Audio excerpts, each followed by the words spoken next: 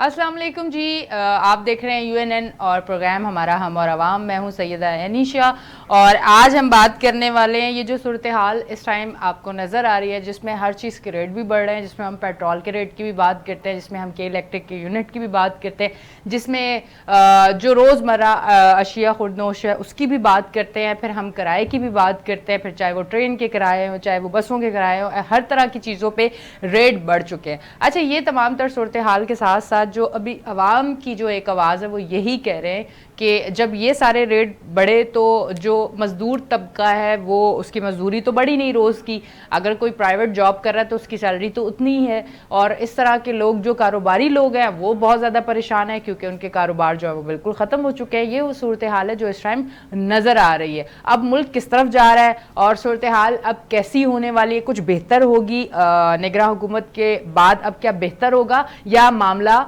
और ज़्यादा ख़राब होगा, अब किस तरफ ऊंट बैठेगा वो उस पर भी हम बात करेंगे। आगे कोई बेहतरी आ सकती है या नहीं आ सकती। इसी के साथ साथ हमारे साथ टेलीफोन लाइन पे मौजूद हैं तज्जियाकार हैं अनवर खुर्शीद साहब, उनको मैं वेलकम करती हूँ अपने शो पे। अस्सलाम वालेकुम। वालेकुम अस्सलाम। अच्छा अनवर खुर्शीद साहब, ये जो तमाम तर सूरत हाल है जिसकी अभी मैंने इंट्रो में बात की, जिस तरह से महंगाई की अगर हम बात करें, फिर सुबह उठते ही आप दूध से स्टार्ट करें कि चाय पीनी है, उसके बाद नाश्ता पापे हर एक चीज़, फिर आप खाना आटा दाल चीनी, फिर आपने अगर अपने काम पे जाना है सफ़र करना है, पेट्रोल बाइक पे आपको 1 लीटर 1.5 लीटर तो रोज़ चाहिए। तो ये तमाम तर सूरत हाल जब इतनी बड़ी तो आवाम यही बात कर रही है कि अगर आप महंगाई कर रहे हैं तो उसके साथ ये सिस्टम भी तो चलाएं कि दिहाड़ीदार की दिहाड़ी बढ़नी चाहिए। गवर्नमेंट जो जॉब कर रहे हैं उसको हट के जो प्राइवेट लोग हैं वो बात कर रहे हैं कि हमारी सैलरीज क्यों नहीं बढ़ी। जी बिस्मिल्लाहिर्रहमानिर्रहीम, आप सही फरमा रही हैं, मगर ये जो बातें थी ना, ये पिछले जो अभी 2 साल पहले से पहले अगर बात होती थी तो ऐसे ही होती थी। मैंने कई दफा कई टीवी प्रोग्राम पे कई चैनल्स पे ये मैं डिफेंड करता था इन्फ्लेशन को और महंगाई को। और उस वक्त जो सियासी रहनुमा होते थे मुख्तलिफ पार्टियों के, वो एक दूसरे पे कीचड़ उछालते थे महंगाई के बारे में, तो मैं हमेशा महंगाई को डिफेंड करता था। मैंने कहते महंगाई आप वो चीजें, एक इन्फ्लेशन है, ये कुदरती तौर पे ये चीजें चलेंगी। तो दोनों चीजें ये नहीं कि जैसे आपकी कोई चीज जो खरीदने की चीज है वो महंगी हो रही है तो आपकी इनकम भी बढ़ रही है उसी सिचुएशन उसी तर्ज में। मिसाल के तौर पर कि एक रिक्शे वाले को हम अगर ले लें तो रिक्शे वाला वो पेट्रोल जो डलवा रहा है 200 का लीटर, तो वो सवारी से मांग रहा है 400 रुपए, तो ठीक है। अब वो पेट्रोल डलवा रहा है 300 रुपए का, तो सवारी से उस 400 की बजाय 600 मांग रहा है, तो वो भी ठीक है। अब अगर वो सवारी उसको 600 की बजाय 500 देती है तो फिर उसके लिए नुकसान है। और अगर वो सवारी आप कहती है कि जी मेरे बस में ही नहीं है, पहले तो ठीक था, मेरे पास इतनी थी कि मैं आपको 200 दे सकता था, अब मैं 400 या दे सकता था, तो अब मैं आपको 600 नहीं दे सकता, तो मैं करता हूँ कोई अल्टरनेट देखता हूँ। हम 2 बंदे इकट्ठे हो गए या 3 बंदे इकट्ठे हो गए, फिर हम ये सफर करते हैं।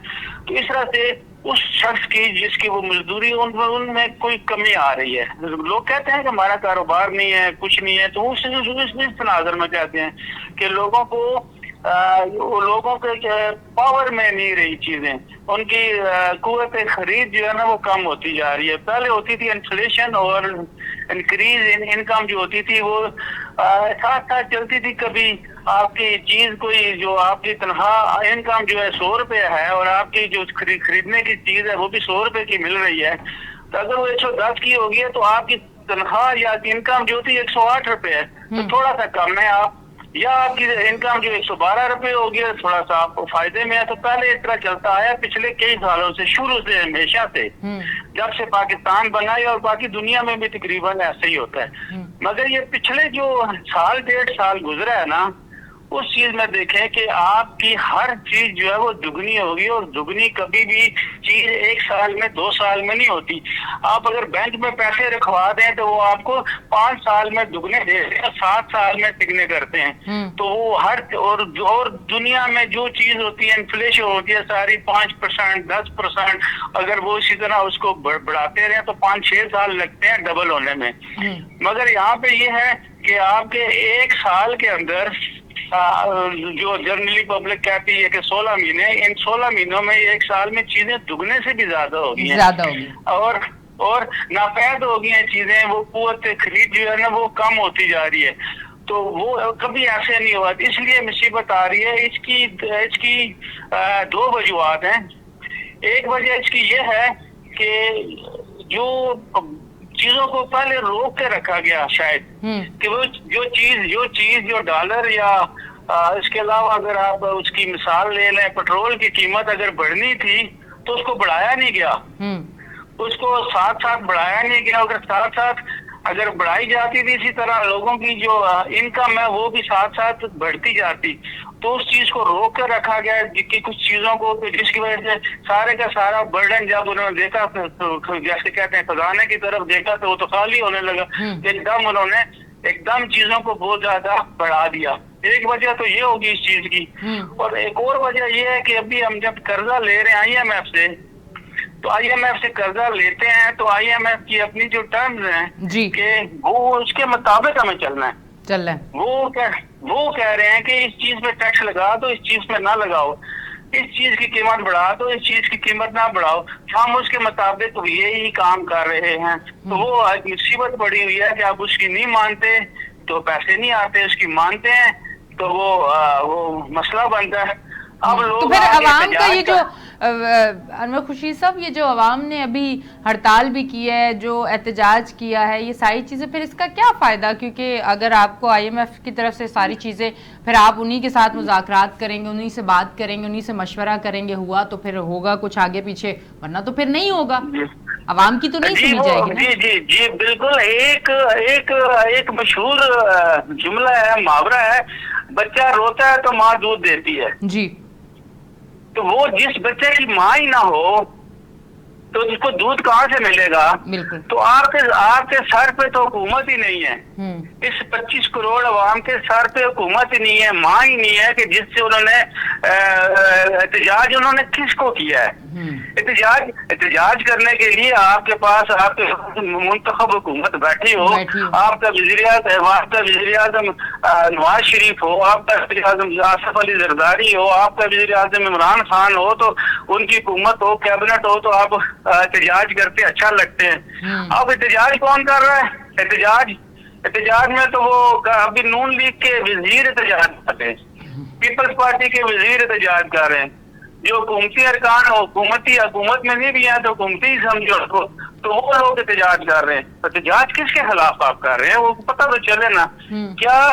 क्या कोई बाशऊर इंसान ये समझ सकता है कि हमारे मौजूदा निगरान के टेकर वज़ीर आज़म काकड़ साहब इस पोजीशन में हैं कि वो कुछ कर सकते हैं? यानी कि आज से एक माह पहले जब मुंतखब वज़ीर आज़म शहबाज शरीफ साहब कुछ ना कर सके पूरी कैबिनेट के साथ, पूरे पता नहीं शायद दुनिया की सबसे बड़ी कैबिनेट थी 80-90 लोगों की, उसके साथ वो कुछ ना कर सकते इस महंगाई को, तो अनवारुल काकड़ साहब जो हैं ये चंद लोगों के साथ, पढ़े लिखे लोगों के साथ क्या पाकिस्तान की तकदीर को बदल सकते हैं? कभी नहीं। आप समझते हैं कि इलेक्शन के बाद भी महंगाई को कंट्रोल करना कोई आसान होगा? अगर आगे की थोड़ी सी बात करें। देखिए जी, इलेक्शन पे तो पहले एक सवालिया निशान है कि इलेक्शन होंगे या नहीं होंगे। अगर आप समझते हैं कि इलेक्शन वक्त पे हो जाते हैं, मौजूदा बाकी तकरीबन 2 महीने रह रहे हैं जो कि अभी तक कोई ऐलान ही नहीं हुआ डेट का भी, तो अगर ये इलेक्शन अपने वक्त पे भी हो सकते हैं तो आने वाली हुकूमत किसी की भी हो, वो हुकूमत अगर फेयर तरीके से इलेक्ट होके आ जाती है या अनफेयर मीन से सिलेक्ट होके आ जाती है, दोनों सूरतों में अगर वो आ जाती है तो उसको अपने पांव पे खड़े होने के लिए, पहले तो हम कहते थे ना 6 महीने 100 दिन या साल लगेगा, 1.5 साल लगेगा, उसको तो 5 साल लग जाएंगे अपने पैरों पे खड़े होने के लिए। अभी वो पैरों पे खड़ी हो नहीं हो रही होगी, जब उसको 2.5-3 साल हो जाएंगे तो उसको हटाने के लिए कोशिशें की जाएंगी, और उस वक्त की जो अपोजिशन होगी वो किसी भी पार्टी की होगी, वो फुल फ्लैश तौर पे आ जाएगी तैयार होके, जैसे कि लोग आगे तैयार होके यूसुफ रजा गिलानी के पीछे, जैसे कि लोग तैयार होके आगे मियां मोहम्मद नवाज शरीफ के पीछे, जैसे कि लोग तैयार होके आगे इमरान खान के पीछे। किसी इन तीनों को अपना 5 साल पूरे ना करने दिए गए, तो आने वाले ने भी 5 साल पूरे नहीं करने, तो हम किस हुकूमत को देखें, किसकी तरफ देखें? तो वो हमें तो अभी कोई ऐसा यानी कि वो ही है कि जैसे पहले कहते हैं ना दुआ कर, अब सिर्फ दुआएं रह गई हैं। कोई मुआवजे का इंतजार है, अब मोर्चा कोई होना है, उसी का इंतजार है। क्योंकि जो हमारे ऊपर जो ताकतें हैं किसी भी किस्म की, वो कभी भी नहीं चाहती स्टेबिलिटी पाकिस्तान के अंदर। अभी हमें शर्म आती है कि हमें नाम सुनते हुए हमें खुशी महसूस नहीं होती, शर्म आती है जब अफगानिस्तान का नाम सुनते हैं या बांग्लादेश का नाम सुनते हैं। तो वो हर अभी फिर लोग उसके बारे में जी पढ़े लिखे लोग जरा तजिया करते हैं, असल में जी अफगानिस्तान का ये है, असल में जी बांग्लादेश का ये है, असल में कुछ भी नहीं है। असल में जो सबसे बड़ा है यहाँ पे, तो जो भी ताकत में आया उसने लूटा, उसने मुल्क का और अवाम का इतना ख्याल नहीं किया, उन्होंने अपने माल बनाने की तरफ सोचते रहे, किस तरह से माल बनता है, किस तरह से इतना पैसा खर्च करें तो हम जो है इतना कमा सकते हैं, इतना खर्च करें इतना कमा सकते हैं। उन्होंने बिजनेस बनाया हुआ है, सियासत को बिजनेस बनाया हुआ है। तो जब तक कोई मुखलिस शख्स, मुखलिस ग्रोह, एक शख्स से कुछ भी नहीं होता, ग्रोह चाहिए, मुखलिस ग्रोह जो जिस तरह के पार्लियामेंट के होते हैं 70-80 लोग अगर मुखलिस आ जाए ना, और ऊपर हमारे ऊपर इक़्तिदार में आ जाए, वो किसी पार्टी के भी हों, किसी तरह से भी हों, किसी बगैर पार्टी के हों, तो तब जाके वो बैठ के सोचें, और सोच के कुछ टाइम लगेगा।